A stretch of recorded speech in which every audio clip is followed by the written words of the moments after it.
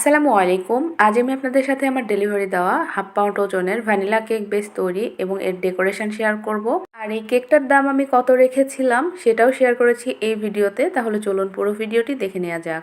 এখানে শুকনো বাটিতে রুমের স্বাভাবিক তাপমাত্রায় থাকা একটা ডিম ভেঙে নিয়েছি। ডিমের কুসুম এবং সাদা অংশ আলাদা করব না, একসাথে নিয়ে বিট করব। প্রথমে ডিমটাকে একটুখানি বিট করে নিচ্ছি 10 সেকেন্ড মতো, তবে এটা না করলেও হবে। তো আমি এখন এখানে চিনি অ্যাড করে দিব 1/4 কাপ পরিমাণ।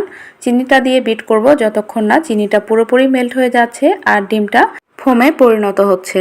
আর বলে রাখা ভালো, বিটার স্পিডটা প্রথম থেকে শেষ অবধি আমি 1 এবং 2 রেখেই বিট করে নিব। বেশি স্পিডে বিট করলে ডিমের মধ্যে এয়ার বাবলস ক্রিয়েট হবে, অর্থাৎ ফেনা ফেনা তৈরি হবে। আর যদি ফেনা ফেনা তৈরি হয় তখন দেখা যাবে শুকনো উপকরণটা মেশানোর সময় ফোমটা দেবে যাবে, আর ফোম দেবে গেলে সেই কেকটা কখনোই পারফেক্ট হবে না। তো আমার এখানে বিট করে নেওয়া হয়ে গিয়েছে। এখন আমি ভ্যানিলা এসেন্স দিয়ে দিচ্ছি খুবই সামান্য পরিমাণে, অর্থাৎ হাফ চামচেরও অর্ধেক। ভ্যানিলা এসেন্সটা দিয়ে আবারও 10 সেকেন্ড মতো বিটার স্পিড 1-এ রেখে বিট করে নিচ্ছি। আপনারা যদি তেল দিতে চান এই পর্যায়ে হাফ টেবিল স্পুন পরিমাণ তেল দিয়ে নিতে পারেন। আমি যেহেতু ভ্যানিলা স্পঞ্জ কেকে বা যে কোনো স্পঞ্জ কেকে তেল দিই না, সেজন্য তেলটা আমি দিলাম না, কারণ তেল দেওয়ার সাথে এই কেক হওয়া না হওয়ার কোনো সম্পর্ক নেই। তেলটা টোটালি অপশনাল, দিলেও হবে না দিলেও হবে, বাধ্যতামূলক না। তো সব কিছু খুব ভালো মতো মিশিয়ে নেওয়া হয়ে গেলে আমি বিটারটা অফ করে দিলাম। এখন আমি শুকনো উপকরণটা চেলে এর ভেতরে দিয়ে দিব। এখানে আমি 1/4 কাপ পরিমাণ ময়দা নিয়ে নিয়েছি। এরপরে এর সাথে দিয়ে দিচ্ছি হাফ টেবিল স্পুন পরিমাণ কর্নফ্লাওয়ার। তার সাথে দিয়ে দিচ্ছি হাফ চামচের অর্ধেক অর্থাৎ 1/4 টিস্পুন পরিমাণ বেকিং পাউডার। এখন এই 3টা শুকনো উপকরণ চেলে আমি একসাথেই দিয়ে দিচ্ছি। শুকনো উপকরণ দিয়ে নেওয়া হয়ে গেলে বিটারের যে কাঁটাটা আছে ওইটা দিয়ে আমি মিশিয়ে নেব। মিশিয়ে নেওয়ার ক্ষেত্রে তাড়াহুড়ো করা যাবে না, আলতো হাতে ফোল্ডিং মেথডে একদিক ঘুরিয়ে ঘুরিয়ে মিশিয়ে নিতে হবে। এই পার্টটা খুবই বেশি ইম্পর্ট্যান্ট, কেননা এখানে মিশিয়ে নেওয়ার সময় অনেকেই ভুল করেন। আমি যেভাবে মিশাচ্ছি ঠিক এইভাবেই মিশিয়ে নেবেন। ফোল্ডিং মেথডে একদিক ঘুরিয়ে ঘুরিয়ে আলতো হাতেই মিশিয়ে নিতে হবে, যাতে করে আমরা যে ডিমের ফোমটা তৈরি করেছি ওইটা নষ্ট যেন না হয়। ডিমের ফোমটা যদি নষ্ট হয়ে যায় সেক্ষেত্রে কেক ব্যাটারটা ঘন হয়ে যাবে, আর কেক ব্যাটার ঘন হলে সেই কেকটা ফুলবে না। ঠিক যতটুকু ব্যাটার দিবেন বেক হওয়ার পরে ঠিক ততটুকুই থাকবে আর কেকটা শক্ত হবে। একটা বিষয় সবসময় মনে রাখবেন, সেটা হচ্ছে স্পঞ্জ কেকের ব্যাটার পাতলা বা শক্ত বা ঘন বা রানি টাইপের হবে না। স্পঞ্জ কেকের ব্যাটার সবসময় হালকা ফ্লাপি এবং থকথকে ফোমি টাইপের একটা ব্যাটার হবে। যেমনটা ভিডিওতে দেখতে পাচ্ছেন, দেখুন এখানে হালকা ফ্লাপি থকথকে টাইপের একটা ব্যাটার হয়েছে। তো আমার এখানে মিশিয়ে নেওয়া কমপ্লিট। এখন আমি মোল্ডে ঢেলে নিচ্ছি। এখানে 5 ইঞ্চি সাইজের একটা মোল্ড নিয়েছি। মোল্ডের নিচে আমি কোনো তেল দেইনি, আপনারা চাইলে তেল দিয়ে একটা বেকিং পেপার বিছিয়ে দিতে পারেন। তবে মোল্ডের সাইডে তেল দেওয়া যাবে না, এতে করে কেকটা হওয়ার সময় সাইড থেকে চুপসে আসবে। তো ব্যাটারটা আমি মেপে ঢেলে দিচ্ছি, আসলে কতটুকু হয়েছে এটা বোঝা যাবে। তো আমার এখানে এক ডিমের ব্যাটার হয়েছে, দেখতেই পাচ্ছেন 129 গ্রাম। তো 120 গ্রাম বা 100 গ্রাম দিয়েও কিন্তু আপনারা হাফ পাউন্ড কেক তৈরি করতে পারবেন। এখন আমি একটা কাঠি দিয়ে ভালো মতো ব্যাটারটাকে সমান করে নিচ্ছি, এতে করে ভেতরে থাকা এয়ার বাবলসগুলো বের হয়ে যাবে আর কেকটা বেক হওয়ার সময় উপর থেকে একদম সমান থাকবে। 170 ডিগ্রি তাপমাত্রায় প্রিহিট করে নিয়েছিলাম ওভেনটাকে 5 মিনিটের জন্য। এখন আমি ওভেনের নিচের তাকে মোল্ডটিকে দিয়ে বেক করে নেব 170 ডিগ্রি তাপমাত্রায় আপ ডাউন হিট অন রেখে 20 মিনিট মতো। আপনাদের ওভেনের টাইমটা 5 মিনিট কম বা বেশি লাগতে পারে। 20 মিনিট পর কেকটা পুরোপুরি বেক হয়ে গিয়েছে, ওভেন থেকে বের করে নিয়ে এসেছি। এখন এটা ঢেকে রেখে দিব। তো কেকটাকে আমি রাতে বানিয়েছিলাম, সারা রাত ঢেকে রেখেছিলাম।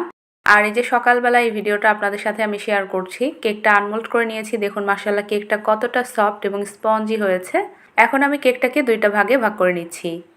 চাইলে এই কেকটাকে 3টা বা 4টা ভাগ করা যাবে, তবে হাফ পাউন্ডের কেক সবসময় চেষ্টা করবেন 2টা ভাগে ভাগ করতে, এতে করে কেকের পারফেক্ট মাপটা আসে। আর যদি বেশি স্লাইস করতে যান সেক্ষেত্রে প্রত্যেকটা স্লাইসে ক্রিম যাবে আর কেকটার ওজন তখন বেড়ে যাবে। তো পারফেক্ট নিয়ম হচ্ছে 2টা ভাগে ভাগ করা। এরপর বোর্ডে সামান্য কিছু ক্রিম লাগিয়ে আমি একটা স্লাইস বসিয়ে তার উপরে সুগার সিরাপ দিয়ে দিচ্ছি। আর সুগার সিরাপের রেশিওটা হচ্ছে 1:2, অর্থাৎ আপনি ঠিক যতটুকু পানি নেবেন তার অর্ধেক পরিমাণ চিনি দিয়ে মিশিয়ে নিলেই সুগার সিরাপটা রেডি হয়ে যাবে। এই কেকটাতে খুব বেশি একটা সুগার সিরাপ লাগবে না, 1/4 কাপেরও কম লেগেছে। তো 2টা লেয়ারে খুব ভালো মতো সুগার সিরাপ দিয়ে নেওয়া হয়ে গেলে এই লেয়ারে আমি অল্প একটু ক্রিম দিয়ে ক্রাম কোট করে নিচ্ছি। আমি একটা খাতার কাগজে হ্যালো কিটির মুখটা আঁকিয়ে নিয়েছি, এতে করে যেন কেকের উপরে সুন্দর মতো এটা আঁকানো যায়। তো হ্যালো কিটির মুখটা অর্থাৎ কাগজটা আমি ঠিক কেকের মিডলে বসিয়ে দিয়েছি। এখন একটা কাঠি দিয়ে দাগ টেনে নিচ্ছি আমি। দাগ টেনে নেওয়া হয়ে গেলে আমি কাগজটা উঠিয়ে দিচ্ছি। এখন আমি বিড়ালের চোখ আর মুখটা এঁকে নিব। তো এভাবে এঁকে নিলে সুবিধা হয়, তাই অবশ্যই আগে এঁকে নেবেন, এরপরে ডিজাইনটা করে নেবেন। তো আমি এখানে কিছু চকলেট মেল্ট করে রেখেছিলাম, সেটা দিয়ে দাগগুলো আমি টেনে নিচ্ছি। এখানে আমি 20 গ্রাম চকলেটের সাথে 10 গ্রাম হুইপড ক্রিম দিয়ে মেল্ট করে নিয়েছি, সেটা দিয়ে এই লাইন্সগুলো টেনে নিচ্ছি। তো সাইডের দাগগুলো টেনে নেওয়া হয়ে গেলে এখন আমি যেটাতে বিড়ালের মুখটা এঁকে রেখেছিলাম ওইটা দেখে দেখে বাকি কাজগুলো করে নিচ্ছি। এরপর এখানে দেখতে পাচ্ছেন ছোট সাইজের একটা স্টার নজেল নিয়েছি। যেহেতু কেকটা অনেক ছোট সেজন্য নজেলও ব্যবহার করতে হবে অনেক ছোট। এই নজেলটা একেবারে ছোট্ট একটা, তো ওইটা দিয়ে আমি ডিজাইনটা করে নিচ্ছি। তো বিড়ালের মুখটা এবং কান পুরোটাই আমি সাদা ক্রিম দিয়ে কভার করে নিব। আর পাইপিং ব্যাগে খুব জোরে চাপ দেওয়া যাবে না, এতে করে ফুলগুলো অনেক বড় হয়ে যাবে আর সেটা দেখতে ভালো লাগবে না। খুবই হালকা হাতে চাপ দিয়ে আমি ক্রিমটা বের করে নিচ্ছি। তো অনেকেই হয়তো বা এখন ভাববেন যে বিড়ালের চোখটাই তো ঢেকে গেল, তো সমস্যা নেই, পরবর্তীতে এই লাইনগুলো আবারও আমাদেরকে দিতে হবে, তা না হলে দেখতে ভালো লাগবে না।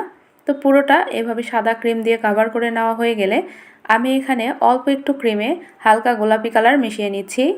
তো আমার আরও একটা কেকের অর্ডার ছিল, ওইটা গোলাপি কালারের, একটু গাঢ় গোলাপি। তো সেটারই অল্প ক্রিম বেঁচে গিয়েছিল, ওর সাথে আরেকটু সাদা ক্রিম দিয়ে আমি শুধুমাত্র মিশিয়ে নিচ্ছি, এক্সট্রা করে আর কোনো কালার অ্যাড করতে হবে না। যেহেতু এখানে একটা হালকা গোলাপি কালার তৈরি করব সেজন্য আমি আর কোনো কালার অ্যাড করলাম না। কালারটা মিশিয়ে নেওয়া হয়ে গেলে আমি সেই একই নজেল দিয়ে পুরো কেকটাকে এই ক্রিম দিয়ে কভার করে নিব।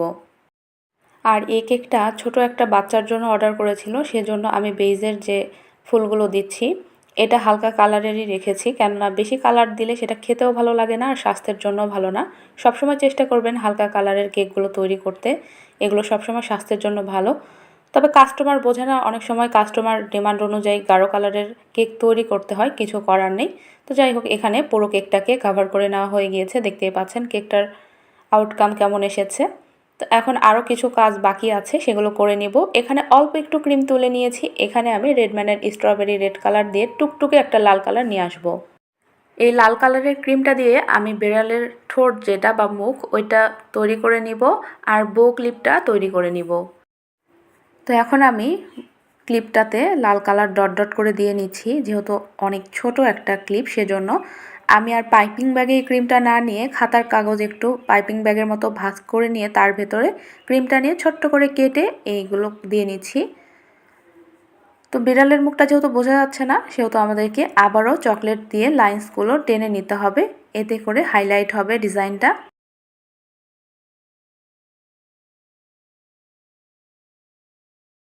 তো এখানে দাগ টেনে নেওয়া হয়ে গেলে বিড়ালের যে কাঁটা থাকে গালে সেই কাঁটাগুলো এঁকে নিতে হবে, তাহলে কেকটা ডেকোরেশন করে নেওয়া কমপ্লিট হয়ে যাবে। তো এই কেকটার দাম রেখেছিলাম আমি 275 টাকা, 550 টাকা পাউন্ড আমি রাখি ভ্যানিলা কেক, সেজন্য এটা হাফ পাউন্ড ছিল, 275 টাকা রেখেছিলাম। তো আপনাদের কাছে কেমন লেগেছে আজকের এই কেক ডেকোরেশন এবং কেকের রেসিপি অবশ্যই জানাতে ভুলবেন না। আল্লাহ হাফেজ।